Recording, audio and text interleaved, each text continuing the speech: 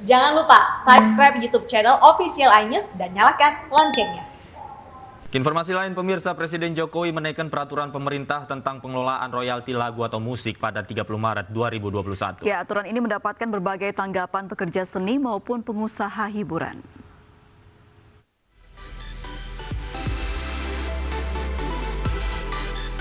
Peraturan Pemerintah Nomor 56 Tahun 2021 tentang pengelolaan royalti lagu atau musik yang ditekan Presiden Joko Widodo 30 Maret 2021 ditanggapi beragam oleh pekerja seni maupun pengusaha hiburan. Peraturan pemerintah ini mengatur kewajiban pembayaran royalti bagi seseorang yang menggunakan lagu atau musik secara komersial. Kini restoran, kafe, pertokoan, serta tempat hiburan lainnya harus membayar royalti lagu yang diputar atau dimainkan kepada pencipta lagu, pemegang hak cipta, dan atau pemilik hak kepada manajemen kolektif nasional. Sejumlah musisi menyambut positif peraturan pemerintah ini. Kita yang sudah, ya banyak, Om Rinto, Om Charles, banyak banget pencipta lagu yang kok karyanya masih disetel di mana-mana, orang bisa bisa mendapatkan hasil dari karya beliaunya. Nah, terus yang menciptakan lagunya bagaimana? Jadi omongan panjang di dalam industri musik Indonesia. Karena faktor bagaimana bisa berjalan dengan baik keinginan pemerintah supaya benar dengan sedemikian waktu yang sudah disiapkan. Makanya kalau dari amanah Undang-Undang 28 itu kan cuma 2 tahun PP bisa lahir. Ini sampai 6 tahun. Berarti kan ada kehati-hatian yang dilakukan pemerintah supaya ini bisa berjalan. Namun tanggapan negatif datang dari pengusaha hiburan, restoran maupun kafe. Pengusaha hiburan lainnya menyatakan peraturan pemerintah tentang pembayaran royalti lagu tidak tepat di saat pengusaha hiburan terdampak pandemi corona. Apalagi kesepakatan pembayaran dengan lembaga manajemen kolektif nasional sudah dilakukan sejak tahun 2016.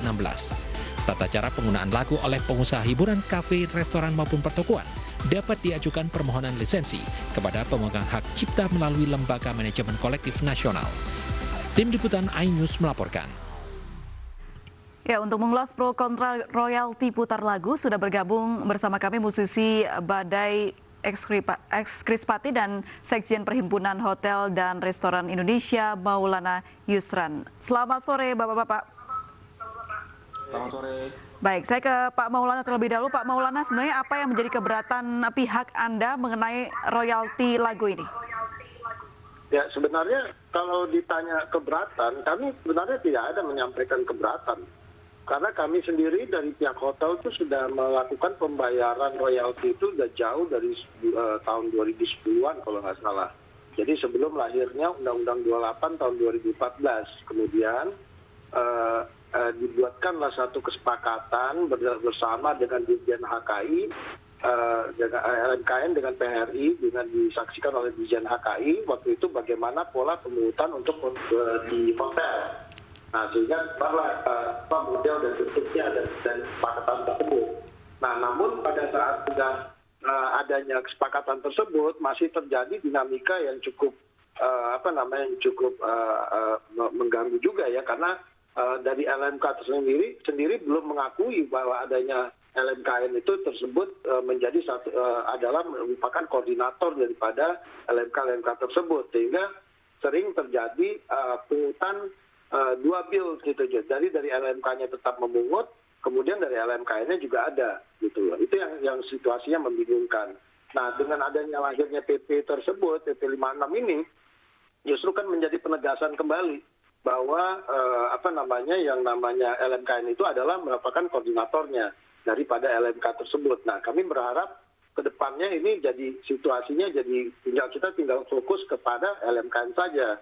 Nah, yang menjadi keberatan kami sebenarnya dalam pasal 3 di PP 56 itu disebutkan kan seolah-olah hotel restoran itu nilai komersialnya itu sama dengan karaoke, sama dengan musik lounge dan seterusnya.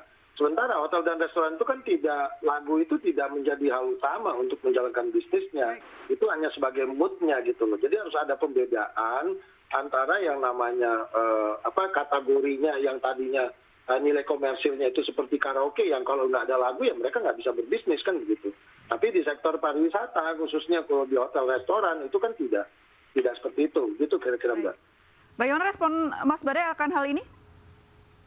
Ya, saya sebagai salah satu pencipta lagu dan memang pemilik karya cipta. Saya rasa memang ini adalah hal bagus ya yang dilakukan oleh pemerintah karena memang negara harus hadir di dalam perlindungan karya cipta. Jadi Undang-Undang Karya Cipta Undang-Undang Hak Cipta 28 tahun 2014 itu kan memang sudah diberikan versi terakhirnya yaitu tahun 2014 nomor 28. Jelas dikatakan bahwa hak daripada pencipta lagu adalah mendapatkan hak ekonomi atas manfaat komersial yang memang terjadi di atas pengumuman lagu atau amplifikasi lagu. Jadi sudah jelas, sudah firm bahwa undang-undang mengatakan hak cipta itu melekat kepada pencipta. Jadi jika terjadi manfaat komersial di dalam usaha apapun, entah itu mungkin restoran, kafe, karaoke, atau mungkin pertunjukan-pertunjukan off-air, radio, TV, dan lain-lain, selama ada manfaat komersialnya, memang wajib membayarkan manfaat ekonomi atau hak ekonomi kepada si pencipta lagu. Jadi kalau saya melihat, proyeksi saya adalah bukan karena usahanya tidak seperti karaoke, tapi di mana ada manfaat komersial, maka lagu yang mengandung karya cipta atau mengandung hak cipta, itu memang harus dibayarkan hak ekonominya. Seperti tadi kan dari pihak hotel dan restoran sudah pernah membayar itu, ya kan? Makanya sekarang di tahun 2021 ini ada PP nomor 56, dikatakan koordinatornya adalah LMKN. Makanya memang kita harus fokus terhadap kinerja LMKN. Salah satu tujuan PP ini kan adalah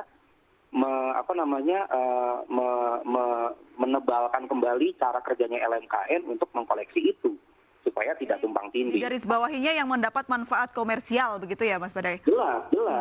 Jelas mendapatkan manfaat komersial. Nah, dalam prakteknya selama ini yang Anda lihat seperti apa? Apakah ada kekurangannya? Ya, kalau saya sih melihat bahwa pelanggaran-pelanggaran karya cipta itu kan banyak.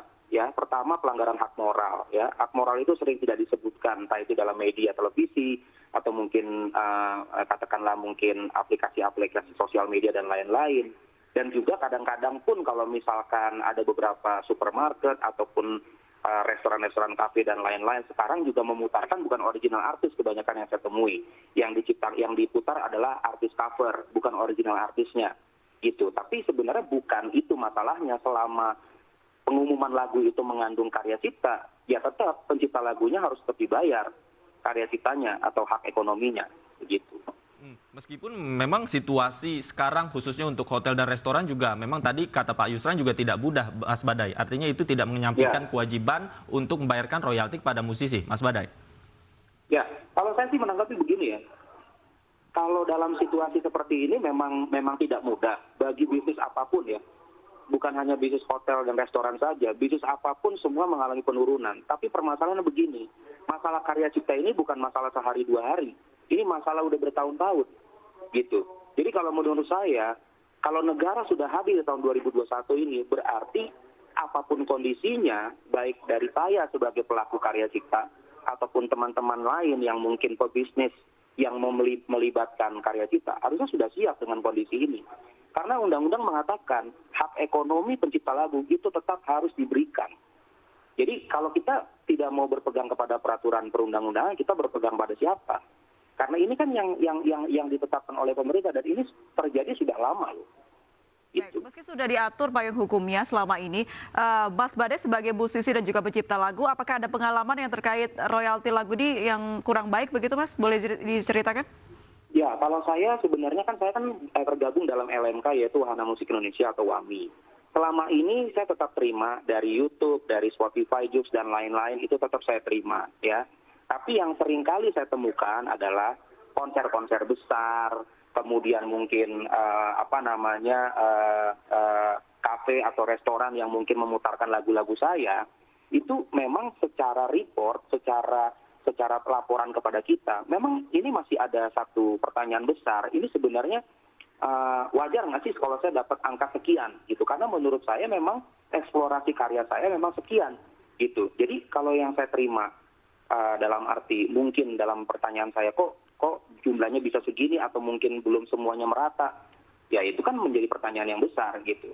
Tapi sistem laporan yang diberikan kepada pengusaha-pengusaha kayak restoran kafe itu kan selama ini sistem laporannya hanya sistem kesadaran sendiri masing-masing aja gitu. Kalau nggak ngelapor ya nggak bisa diproses. Baik. Gitu. Ya, rupanya suara Mas Badai ini mendapat banyak tanggapan dari masyarakat dan kebanyakan mendukung. Seperti apa tanggapan masyarakat terkait kebijakan pemerintah yang mengharuskan sejumlah pengusaha hiburan dan layanan publik membayar royalti? Berikut tanggapannya. Setuju lah. Alasan kenapa setuju? Ya kan semua kan royalti itu kan termasuk lah pemasukan kayak pajak ke negara atau apa. Itu saya pikir sih asal semua seimbang gitu kan. Aku setuju-setuju aja sih, selama kayak pembagian royaltinya tuh nggak terlalu merugikan pihak yang lain. Kalau dari aku, maunya aja. Ada pendapat masing-masing sih. Kalau menurut saya sih setuju aja kalau ikhlas sih, kan gimana pribadi. Ya kurang setuju sih sebenarnya ya. Ya karena ya lagu ya udah tersebar di mana-mana ya kali kan suruh bayar apa gimana. Baik, itu dia tanggapan dari masyarakat. Saya ingin kembali ke Mas Badai. Dari peraturan pemerintah ini, apa saja mungkin poin-poin yang perlu ditekankan agar memang royalti ini tepat sasaran, khususnya kepada musisi? Mas Badai. Ya, kalau saya lebih kepada petunjuk pelaksanaannya aja sih Mas. Karena peraturan pemerintah ini kan akan hanya sekedar menjadi peraturan saja tanpa petunjuk pelaksanaan yang baik. Jadi, pertama gini ya, saya kemarin baru saja menulis di sosial media saya. Seni itu kita bicara masalah cara pikir dan mentalitas. Jadi kalau orang Indonesia ini mau belajar untuk menghargai karya cipta, dia harus mulai dari cara berpikir yang benar dan mentalitasnya. Nah kalau cara berpikirnya udah benar dan mentalitasnya sudah menganggap bahwa karya cipta itu wajib dihargai, kok harus di-respect. Dalam keadaan apapun kita akan respect sama karya cipta tersebut. Bahkan dalam peraturan pemerintah kan sudah diberikan keringanan bagi usaha-usaha bisnis yang masih dalam kategori mikro, itu kan akan diberikan keringanan royalti. Ya kan? Nah, peraturan pemerintah yang berlaku 2015 sampai dengan 2017 kemarin, ya, itu sudah mengatakan bahwa pembayaran itu hanya 2 sampai 2,5% ya dari pendapatannya. Nah, itu menurut saya ya 2,5 sampai 2,5% itu untuk lagu hits itu kecil banget loh. Gitu. Dan itu pembayarannya bukan untuk satu lagu, tapi berapa lagu yang dibawakan di gerai tersebut. Jadi kalau menurut saya, ini nggak sebanding. Tapi ya nggak apa-apa, daripada kita tidak memulai, ya lebih baik kita memulai sesuatu yang kecil, nanti akan menjadi sesuatu yang besar di masa depan. Baik, saya kembali ke Pak Yusran. Pak Yusran, selama ini di masa pandemi sudah adakah obrolan atau ruang tengah dari pihak musisi dan juga pemerintah gitu untuk menengahi seperti apa bagaimana pembayaran royalti ini kepada musisi di tengah pandemi COVID-19? Sekali lagi saya sampaikan bahwa sebenarnya kita itu kan sudah membayar, sudah punya kesepakatan itu dari 2016. Jadi tidak pernah ada masalah untuk hal tersebut. Ya, jadi kan itu yang justru ada masalah itu sebenarnya antara LMKN dan LMK. Ini yang terjadi, dan kemudian pemerintah juga ada kekosongan di situ begitu itu terkait dengan masalah hukum di sana. Karena pada saat kita membuat sepakat dengan LMKN dengan masalah dengan komponen biaya dan kesepakatan yang ada tertuang di dalamnya tersebut sudah juga disepakati dan melalui keputusan dari Dirjen Haki juga pada saat itu kan. Namun pada kenyataannya setelah dalam perjalanan ada dua nih yang menagih. Pertama dari LMKN-nya, kemudian dari LMK-nya juga masih ada. Nah ini yang kita sampaikan tadi. Jadi sebenarnya pemerintah juga harus hadir di sana supaya pertikaian itu tidak selesai. Jadi mekanisme yang jelas harus ada di sini ya Pak ya? Iya, nah kemudian juga masalah kontrol. Ini yang jadi masalah. Pada saat terjadi kesepakatan itu, ya nggak bisa lah kalau kita bicara kesadaran gitu ya. Kalau namanya kesadaran kita bicara masyarakat Indonesia ya repot juga ya.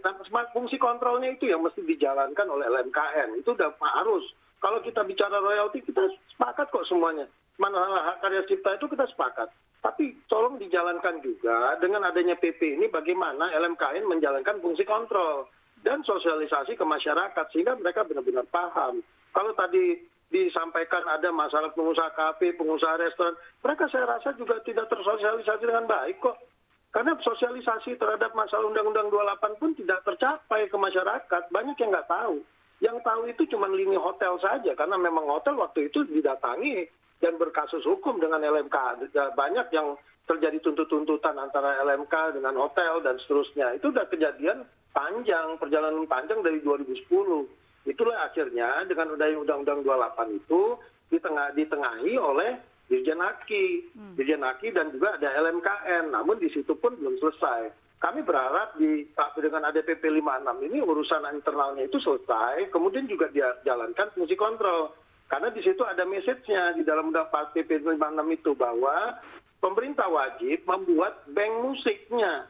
Sehingga jelas gitu loh. Kan saya tahu nih kawan-kawan LMK ini kalau dengan karaoke dia kelihatan hari ini dia nyanyikan siapa sih konsumennya itu. Jadi argonya tuh kelihatan benar-benar detail. Tapi tidak terjadi pada saat nanti di restoran. Itu yang jadi masalah. Kita dipukul rata aja seperti itu kan mesti dilihat juga gitu loh. Baik, jadi yang digarisbawahi adalah fungsi kontrol dan juga mekanisme yang harus diterapkan dengan baik. Saya ke Mas Badai. Mas Badai, ada pesan dari Anda sebagai musisi dan juga praktisi musik mengenai royalti putar lagu ini yang masih dalam pro kontra? Ya, saya rasa sudah saatnya memang kita berbenah diri. Ya, saya tadi setuju bahwa harus ada fungsi kontrol, itu betul banget. Karena memang tanpa fungsi kontrol yang baik, tanpa jalur komando yang baik, ya, itu tidak akan bisa terlaksana peraturan-peraturan ini. Dan menurut saya, ya, karya cipta ini kan salah satu industri karya cipta yang memberikan devisa juga bagi negara. Jadi bagi saya sudah seharusnya kita sama-sama membenahi ini, gitu. Jadi jangan lagi ada sosialisasi yang kurang, karena kemarin Undang-Undang 28 2014 pun saya sebagai pencipta lagu itu banyak berhadapan dengan user-user di bawah untuk mensosialisasikan ini. Padahal kita banyak sekali punya pemangku-pemangku kebijakan, banyak sekali kita punya elemen-elemen yang bisa menyuarakan ini, tapi dalam tanda kutip cenderung diam untuk mensosialisasikan ini. Jadi saya sebagai salah satu stakeholder ya berusaha untuk berhadapan dengan user gitu. Jadi saya rasa dengan adanya PP 56 2021 ini merupakan kemajuan yang sangat bagus bagi pencipta lagu. Sudah saatnya karya cipta harus dihargai dan menjadi keberhasilan bersama, baik itu untuk industri pariwisata, hotel, kafe, dan lain-lain, karena sesuatu yang berangkat dari sebuah lagu. Baik, mudah-mudahan kita harapkan bersama PP 56 ini menjadi win-win solution ya, tidak hanya bagi musisi, kemudian juga bagi pengusaha hotel dan restoran. Terima kasih sekali lagi Mas Badai dan Pak Maulana Yusran sudah bergabung bersama kami di iNews Sore. Selamat sore.